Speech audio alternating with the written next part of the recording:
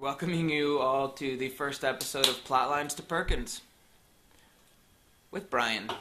With me, Brian. Today's plotline, the movie Anchorman. Take it away.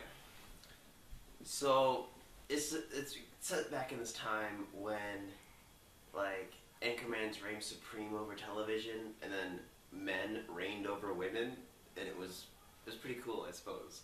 And Ron Burgundy was at the top of that food chain.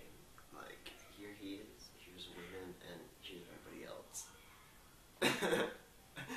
And then he got, like, #1 ratings in network, I like to say. Network? Yeah, network. And then they're having this big old party and stuff, and they're like, we've been going to the same party for 12 years now, and no way is that depressing. And then and then they introduce all his news team, which is like Champ Kind Sports, Brick Tamlin Weather, and Brian Fantana's on the field. And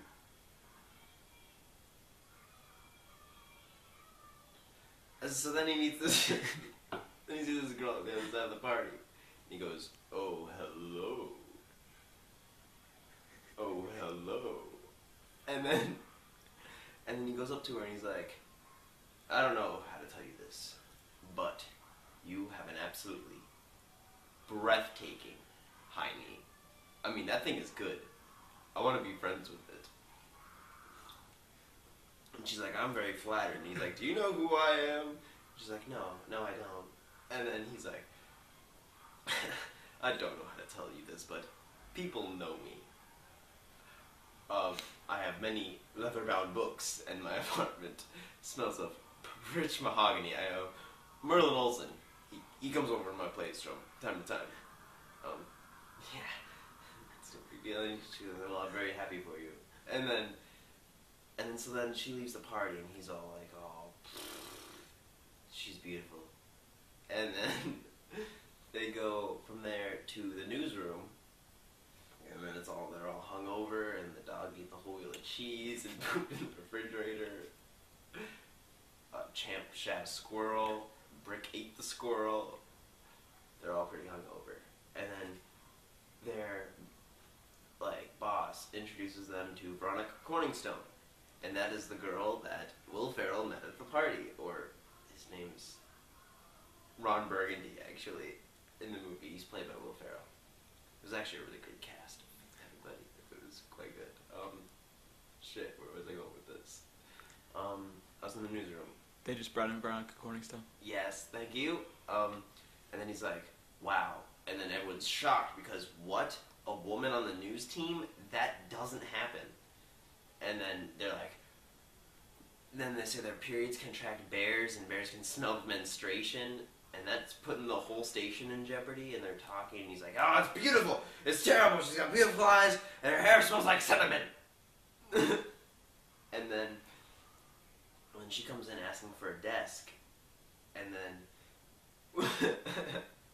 Will Ferrell's like, "You use my office the day afterwards we go to lunch!"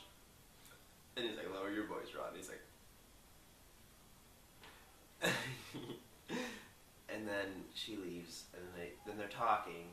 They're at the park now. Then they're talking, and they're talking about Veronica Corningstone, and he's like, "Hey, she has feelings too, you know."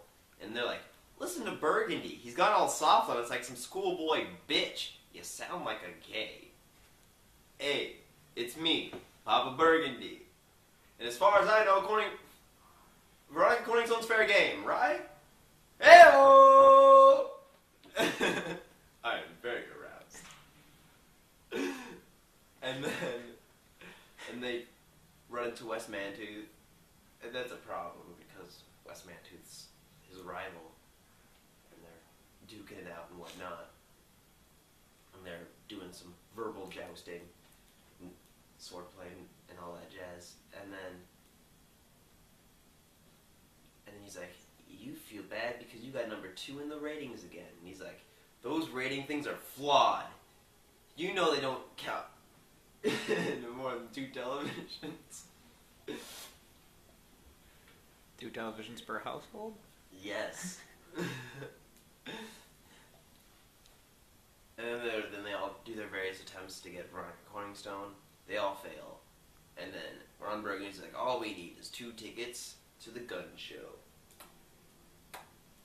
And then he's in his office counting to 1,000 with a weight.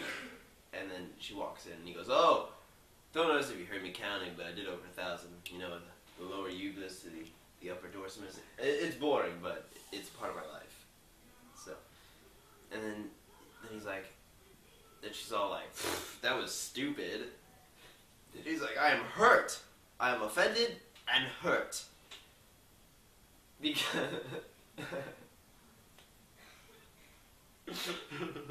I mean, he asks her out, and she says, okay, but only as friends. He's like, yes, as one anchor to another anchor.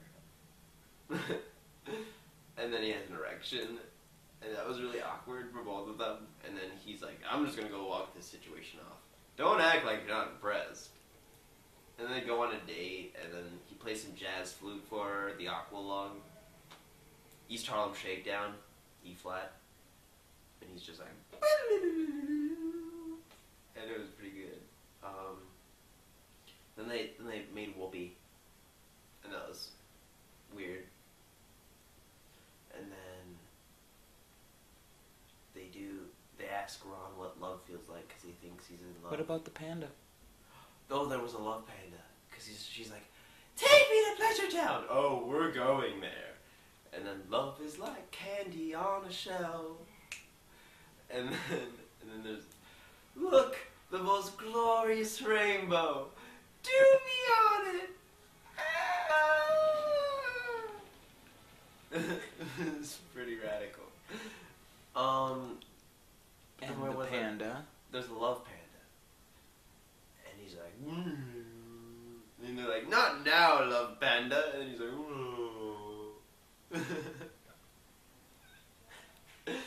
and then, they're professing his love. Yeah, it was way back there.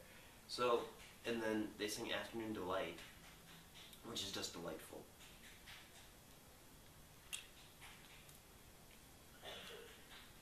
And then the movie goes on a little bit. There's some stuff that happens that I'm trying to remember. All you're at is Afternoon Delight. Oh, yes. And then he says on the air that he loves Veronica Corningstone, and she's like, you can't do that. And then he's like, sorry, I can't help it.